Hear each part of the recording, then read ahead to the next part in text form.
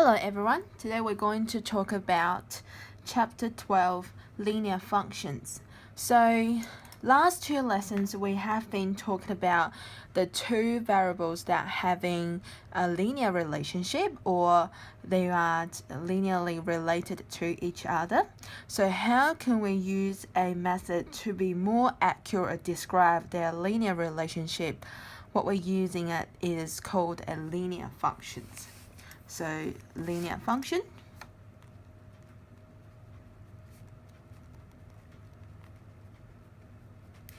So linear functions actually got two different forms, and today we're only talking about is gradient and intercept form. Later we might look at the general form. So the gradient and intercept form has a standard formulas like this. Gradient and intercept form. So the standard formula is y equals mx plus c. So the y and the x, they are both variable. They're both variable.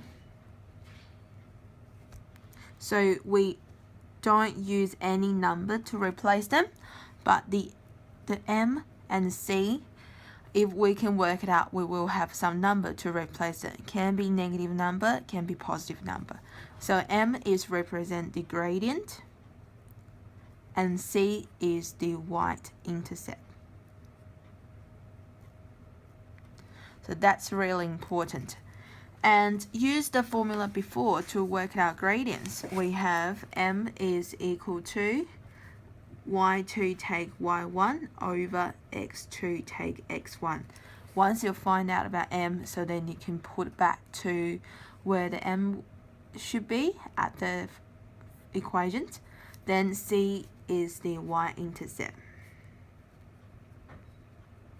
where the x-axis, where the graph cut the y-axis. So if the graph looks like this,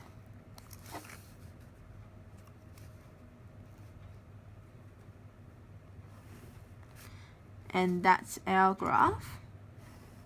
So then I can write formula y equal to mx plus c, where m is equal to that point. I'll write as x2, y2, second point, and we have our first point as x1, y1.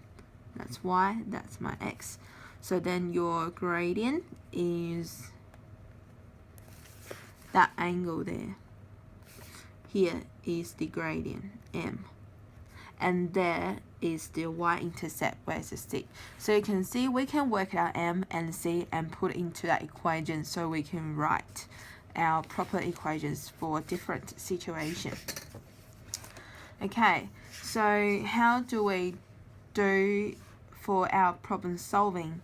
So let's have a look at example 3 on page 343. So I'll put up here if everyone can see.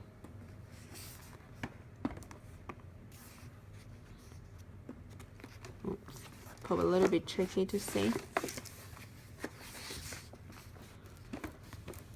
So a graph alongside shows the height y of the candle about the x after it was lifted. It was lit. Find the equation of the linear function connecting x and y. So we're going to draw that graph in our book. So I'll do that. Example 3. So we have our x value is from 0 to 10. So the scale needs to be very accurate. 0, 2, 4, 6, 8, 10. And the y is from 0 to 100. So 20, 40, 60, 80, and 100. That's y and that's x. They are all, so the x represent the hour, y represent the height of the candle. So then we have our diagrams 0, 20, 40, 60, 80, 100, and 2, 4, 6, 8, 10. So the graph is from there up to somewhere there. Okay, so first things, write equations of this linear line. We need to find a 2 point. So step 1 is to find 2 point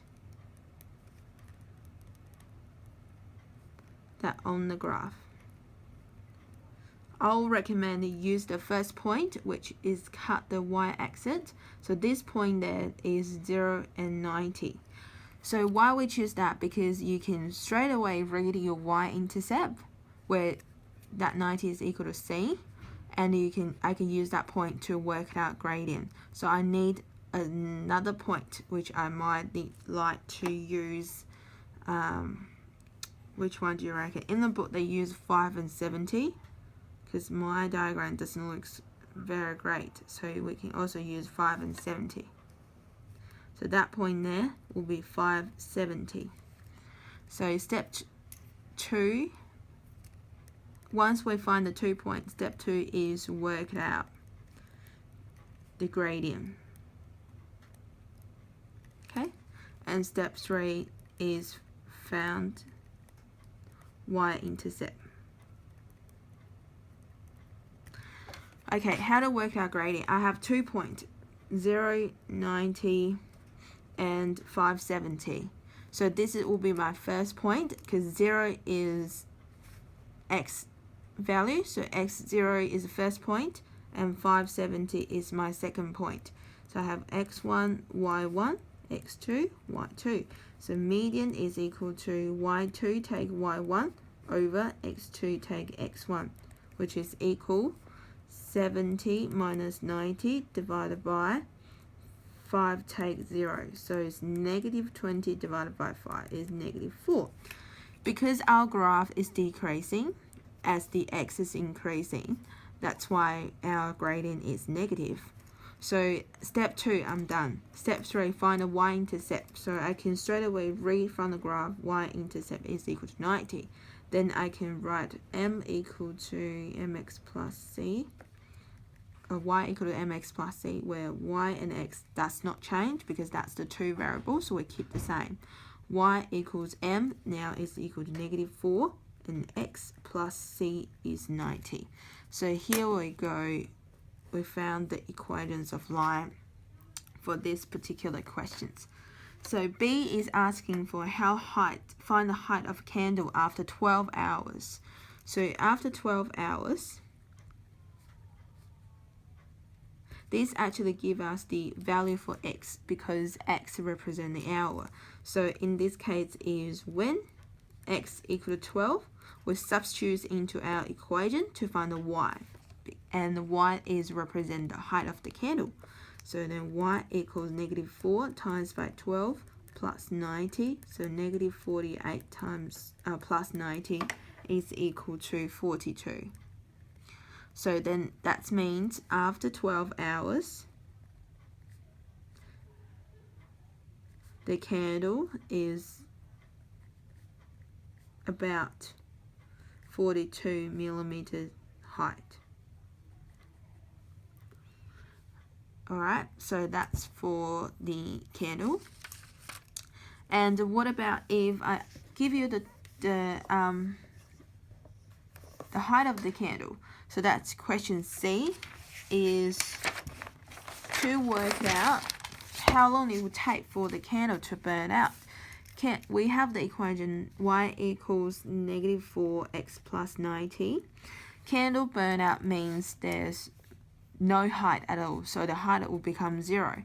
As y represents the height of the candle, in this case, when candle burned out,